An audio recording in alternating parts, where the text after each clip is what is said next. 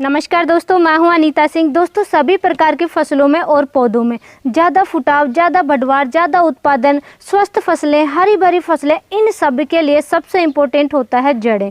अगर जड़ों का ज़्यादा फैलाव होगा, जड़ों में मजबूती होगी, जड़ों में कोई रोगों का, कीटों का अटैक नहीं होगा, तभी फसलें ज़्यादा पोषक तत्वों का अपटेक कर पाएंगी और फसलें आपको स्वस्थ और अच्छा उत्पादन देखने को मिलेगा। तो आज की वीडियो में इसी टॉपिक पर डिटेल से डिस्कस करूँगी। फसलों में अच्छे विकास के लिए, जड़ों की मजबूती के लिए, अच्छे फुटाव के लिए, अच्छे उत्पादन के लिए आप एवरग्रीन के एग्रोमैक्स का किस तरीके से इस्तेमाल करना है, कौन कौन सी फसलों में कितनी मात्रा में, फसलों की कौन कौन सी अवस्थाओं में किस तरीके से इस्तेमाल करना है, कंप्लीट जानकारी के लिए वीडियो के अंत तक जरूर बने रहें।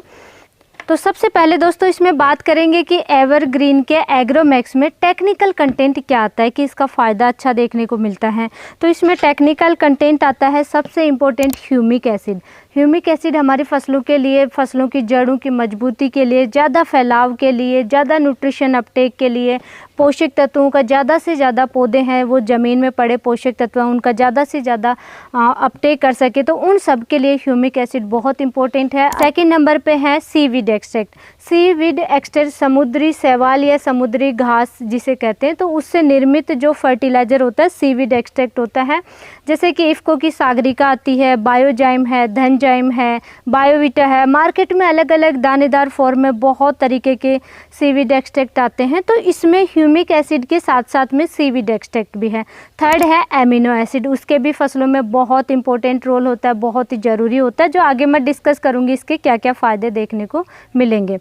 अब इसके फ़ायदे की बात की जाए कि फ़सलों में क्यों इस्तेमाल करना चाहिए, क्या क्या फ़ायदे देखने को मिलेंगे। तो जैसा कि सबसे पहले मैंने बताया कि ह्यूमिक एसिड है या सीवीड एक्सट्रैक्ट वगैरह यूज करते हैं अलग से भी, तो उनका मेन जो रीज़न होता है यूज करने का वो होता है कि हमारी फसलों में रूट डेवलप अच्छा होना चाहिए, जड़ों का विकास, ज़्यादा दूरी में, जितनी ज़्यादा दूरी में जड़ों का फैलाव होगा उतने ही ज़्यादा पोषक तत्वों का अपटेक कर पाती हैं फसलें। तो ये एक सबसे इम्पोर्टेंट फ़ायदा है। जड़ों में मजबूती आती है, रोग प्रतिरोधक क्षमता बढ़ती है, जिससे फसलों में जड़ों में भी और ऊपर भी रोग प्रतिरोधक क्षमता बढ़ेगी।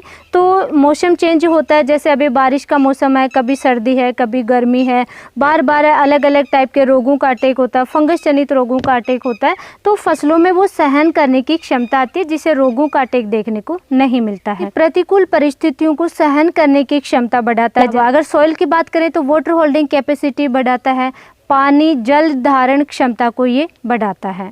इस तरीके से बहुत सारे फ़ायदे इसको देखने को मिलते हैं। अब दोस्तों ये देखिए, इस टाइप का ये आता है, ये देखिए ब्लैक कलर का इस टाइप का दानेदार आता है, ये इस टाइप का आता है।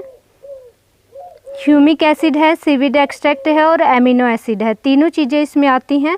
तो इसका रिज़ल्ट बहुत अच्छा मिलता है। हमने इस टाइम से यूज किया है दोस्तों, और इसीलिए हमने अभी फिर से परचेज किया। इसका रिज़ल्ट बहुत अच्छा देखने को मिलता है।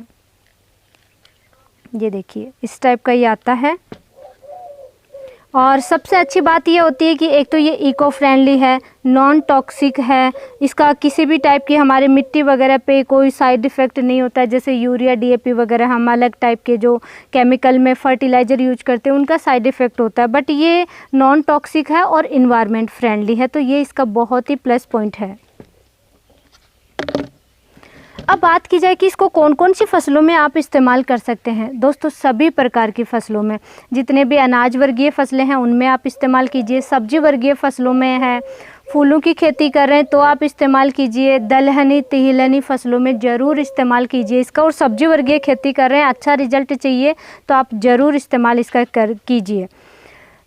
साथ ही बागवानी के जो पौधे हैं उनमें भी आपको इस्तेमाल करना है। इस्तेमाल फसलों की कौन सी अवस्था में और कितनी मात्रा में करना चाहिए, इस पे डिस्कस किया जाए तो सबसे इम्पोर्टेंट है फसल बुआई के समय, जैसे फर्टिलाइज़र यूज करते हैं, यूरिया वगैरह, एसएसपी, डीएपी, एनपीके वगैरह है, या कोई सरसों की खली, नीम की खली या बायोजाइम, धनजाइम वगैरह, जो भी फर्टिलाइज़र आप डालते हैं बेसल डोज में, तो उन सभी फर्टिलाइज़र के साथ में आप ऑर्गेनिक फर्टिलाइज़र डाल रहे हैं चाहे केमिकल में डाल रहे हैं, किसी भी टाइप का फर्टिलाइज़र डाल रहे हैं, सबके साथ में आप मिला करके डाल सकते हैं बेसल डोज में।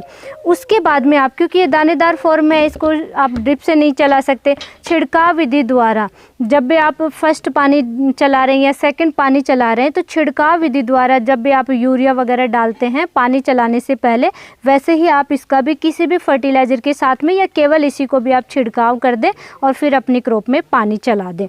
दोस्तों, ज़्यादा फुटाव की समय हो रहा है उससे पहले पहले आप डाल दीजिए, ताकि ज़्यादा फुटाव होगा, कल्ले ज़्यादा निकलेंगे, शाखाएं ज़्यादा निकलेंगे और रोगों का अटैक देखने को नहीं मिलेगा।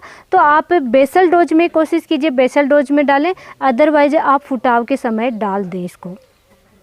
और पौधों में आपको डालना चाहिए स्टोरेज टाइम में, फ्लोरिंग स्टेज से पहले, ज़्यादा फ्लावर्स के लिए, ज़्यादा रूट डेवलप के लिए फ्लोरिंग स्टेज से पहले जब भी आप बेसल डोज डाल रहे हैं पौधों में, स्टोरेज टाइम में ज़्यादा स्टोरेज बढ़ाने के लिए उस समय आप इसका इस्तेमाल ज़रूर कीजिए। मात्रा की बात की जाए दोस्तों, अगर आप फसल बुआई के समय डाल रहे हैं तो 10 केजी की ये एक बकेट आती है, तो 10 केजी पर एकड़ के हिसाब से आप डाल दीजिए। और अगर फर्स्ट पानी सेकंड पानी के साथ में, जैसे अन्य फर्टिलाइज़र के साथ में भी आप डाल रहे हैं, तो 5 केजी भी आप डालेंगे तब भी अच्छा रिजल्ट देखने को मिलेगा। लेकिन आप कम से कम 10 केजी, दलहनी तिलहनी फसलें हैं इनमें आप 10 केजी डालिए। पौधे में 50 ग्राम पर प्लांट के हिसाब से आपको डालना है और 50 ग्राम फ्रूट प्लांट में आपको डालना है फ्लोरिंग स्टेज से पहले, ताकि ज़्यादा मात्रा में फ्लावर्स आए। और कॉम्बिनेशन की बात की जाए तो जैसा कि मैंने आपसे डिस्कस किया, सभी प्रकार के फर्टिलाइज़र के साथ में आप मिला करके इसका इस्तेमाल कर सकते हैं। आज की हमारे द्वारा दी गई जानकारी अच्छी लगी है दोस्तों, वीडियो को लाइक ज़रूर करें, ज़्यादा से ज़्यादा किसान दोस्तों तक शेयर करें, चैनल को सब्सक्राइब करें। धन्यवाद।